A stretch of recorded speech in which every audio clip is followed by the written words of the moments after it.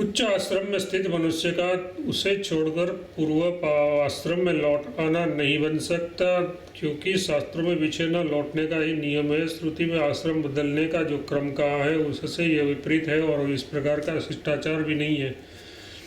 जैमिनी ऋषि भी यही सम्मति है। जो व्याख्या जो चतुर्थ आश्रम ग्रहण कर चुके हैं उसका पुनः गृहस्थाश्रम में लौटना शास्त्र सम्मत नहीं है। इसी प्रकार वानप्रस्थ का भी पुनः गृहस्थ में प्रवेश उचित नहीं है, क्योंकि ऊंचे आश्रमों में जाकर पुनः लौटने का श्रुति स्मृतियों में निषेध है तथा आश्रम बदलने का जो क्रम श्रुति में बतलाया है वह इस प्रकार है।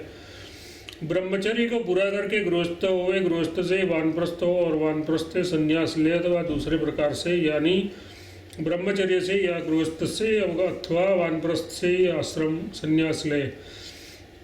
अतः पीछे लौटने का उस क्रम से विपरीत है। इसके सिवा इस प्रकार का शिष्टाचार भी नहीं है। इन सब कारणों से जैमिनी ऋषि भी सही यही सम्मति है कि उच्च आश्रम से पुनः लौटने का नहीं हो सकता। इसलिए यही सिद्ध होता है हुआ कि वेद और स्मृतियों में जो एक आश्रम से दूसरे आश्रम में प्रवेश करने की रीति बताई गई है उसको छोड़कर आश्रम का अतिक्रमण करना किसी प्रकार भी न्याय संगत नहीं है। संबंध इस प्रकार मनुष्य प्रायश्चित कर लेने पर तो शुद्ध हो जाता होगा, इस जिज्ञासा पर कहते हैं इसके सिवा प्रायश्चित के अधिकारी अन्य आश्रम वालों के लिए जो प्रायश्चित बताया गया है वह भी उसके लिए विहित नहीं है, क्योंकि स्मृति में उसका महान पतन माना गया है। इसलिए वह प्रायश्चित के उपयुक्त नहीं रहा। व्याख्या ब्रह्मचर्य आश्रम में यदि ब्रह्मचारी का व्रत भंग हो जाए तो वेद और स्मृतियों में उसका प्रायश्चित बताया गया है तथा गृहस्थ भी ऋतुकाल आदि का नियम पालन भंग कर दे तो उसका प्रायश्चित है, क्योंकि वे प्रायश्चित के अधिकारी है। परंतु जिन्होंने वानप्रस्थ या संन्यास आश्रम को स्वीकार कर लिया वे यदि पुनः गृहस्थ आश्रम में लौटकर श्री प्रसंग आदि में प्रवृत्त होकर पतित हो गए हैं तो उसके लिए शास्त्र में किसी प्रकार के प्रायश्चित का विधान नहीं है, क्योंकि स्मृतियों में उसका अतिशय पतन माना गया है। इसलिए वे प्रायश्चित के अधिकारी नहीं रहे। जैमिनी आचार्य की भी सूत्रकार के मतानुसार यही सम्मति है कि उसके लिए प्रायश्चित का विधान नहीं है। संबंध इस पर ये अन्य आचार्यों का मत बताते हैं। कई एक आचार्य तो इसके उपपातक भी मानते हैं, इसलिए वे भोजन के नियम भंग के प्रायश्चित की भांति इसके लिए भी प्रायश्चित का भाव मानते हैं। ये बात शास्त्र में कही है, ये भी उसका कहना है। व्याख्या कई एक आचार्य का कहना है कि जिस प्रकार ब्रह्मचारी अपने व्रत से भ्रष्ट होकर प्रायश्चित का अधिकारी होता है वैसे ही वानप्रस्थी और सन्यासी का भी प्रायश्चित में अधिकारी है, क्योंकि वह महापातक नहीं है किंतु उपपातक है और उपपातक के प्रायश्चित का शास्त्र में विधान है ही। अतः अभक्षण भक्ष्य आदि के प्रायश्चित की भांति इसका भी प्रायश्चित अवश्य होना चाहिए। इस पर आचार्य अपनी सम्मति बताते हैं, किंतु दोनों प्रकार से ही वह अधिकार से बहिष्कृत है, क्योंकि स्मृति प्रमाण से और शिष्टाचार से भी यही बात सिद्ध होती है। आश्रम व्याख्या वे उच्च आश्रम से पतित हुए सन्यासी और वानप्रस्थी लोग महापातकी हो या उत्पातकी दोनों प्रकार से ही शिष्ट संप्रदाय और वैदिक ब्रह्म विद्या के अधिकार से सर्वथा बहिष्कृत है, क्योंकि स्मृति प्रमाण और शिष्टों के आचार व्यवहार से यही बात सिद्ध होती है। उसका पतन भोगों की आसक्ति से ही होता है, अतः वे ब्रह्म विद्या के अधिकारी नहीं है। श्रेष्ठ पुरुष उसके साथ यज्ञ स्वाध्याय और विवाह आदि संबंध भी नहीं करते हैं। संबंध इस प्रकार उच्च आश्रम से भ्रष्ट हुए द्विजों का विद्या में अधिकार नहीं है, ये सिद्ध किया गया। अब तो कर्मों के अंगभूत उद्गित आदि में उपासना की जाती है, उसका कर्ता यजमान होता है या कर्म करने वाला ऋत्विज। इस पर विचार करने के लिए अगला प्रकरण आरंभ किया जाता है। उस उपासना में यजमान का ही कर्तापन है ऐसा आश्रय मानते हैं, क्योंकि श्रुति में यजमान के लिए ही फल का वर्णन किया गया है। व्याख्या अत्रेय ऋषि मानते हैं कि श्रुति में जो इस उपासना को इस प्रकार जानता है वह पुरुष दृष्टि में 5 प्रकार के साम की उपासना करता है। इसलिए वर्षा होती है, वह वर्षा करने में समर्थ होता है।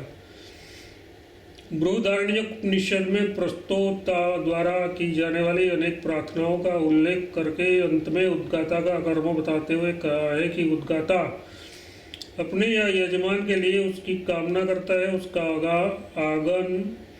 आगान करता है। इस प्रकार फल का वर्णन करने वाली श्रुतियों से सिद्ध होता है कि यज्ञ के स्वामी को उसका फल मिलता है। अतएव इस फल कामना युक्त उपासनाओं का कर्तापन भी स्वामी का यथार्थ यजमान का ही होना उचित है। इस पर दूसरे आचार्य का मत है कर्तापन ऋत्विज का है, ऐसा ओंडुलोमी आचार्य मानते हैं, क्योंकि उस कर्म के लिए वह ऋत्विक यजमान द्वारा दंडनादि से वर्ण कर लिया जाता है।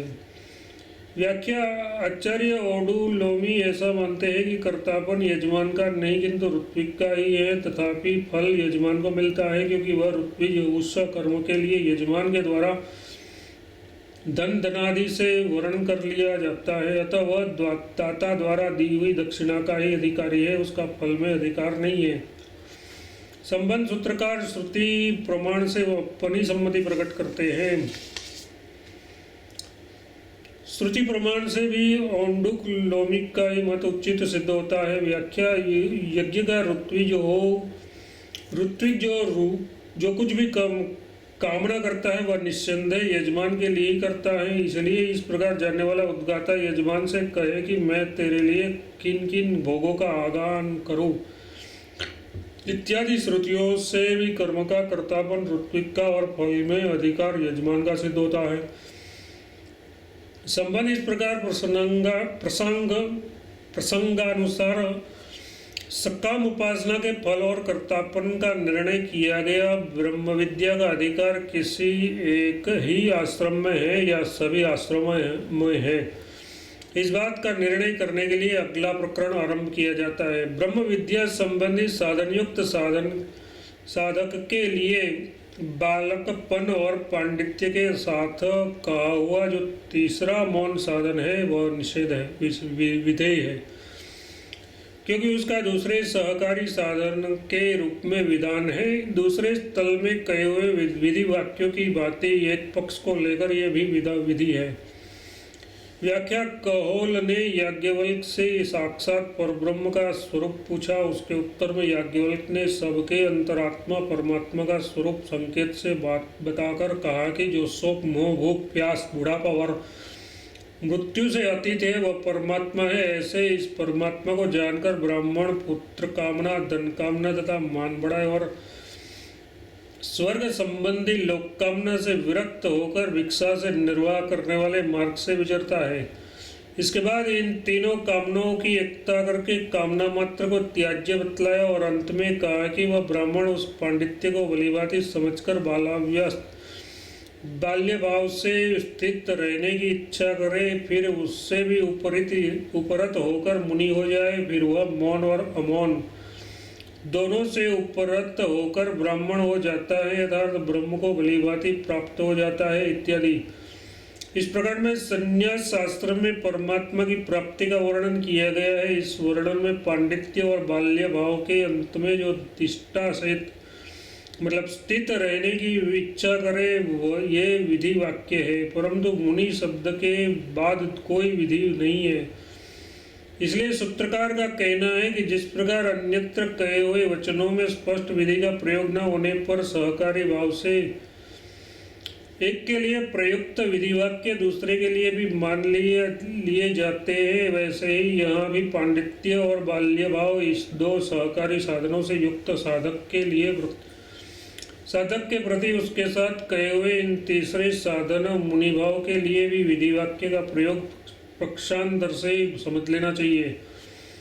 ध्यान रहे इस प्रकरण में आए हुए बाल्य भाव से तो दंभ मान आदि विकारों का भाव दिखाया गया है और मननशील को मौन कहा गया है। अतः ब्रह्म का शास्त्रीय ज्ञान पांडित्य उक्त विकारों का अभाव बाल्य भाव और निरंतर मनन तथा निधिध्यासन मौन इन तीनों की परिपक्व अवस्था होने से ब्रह्म साक्षात्कार होता है, यही इस प्रकरण का भाव है। संबंध पूर्व सूत्र में जिस प्रकरण पर विचार किया गया है वह संन्यास आश्रम का द्योतक है। अतः यह जिज्ञासा होती है कि संन्यास आश्रम में ही ब्रह्म विद्या का साधन हो सकता है या अन्य आश्रमों में भी उसका अधिकार है। यदि संन्यास आश्रम में ही उसका साधन हो सकता है तो श्रुति में गृहस्थ आश्रम के साथ साथ ब्रह्म विद्या का प्रकरण क्यों समाप्त किया गया है? वहाँ के वर्णन में तो गृहस्थ का ही अधिकार स्पष्ट रूप से सूचित होता है, अतः इसका निर्णय करने के लिए कहते हैं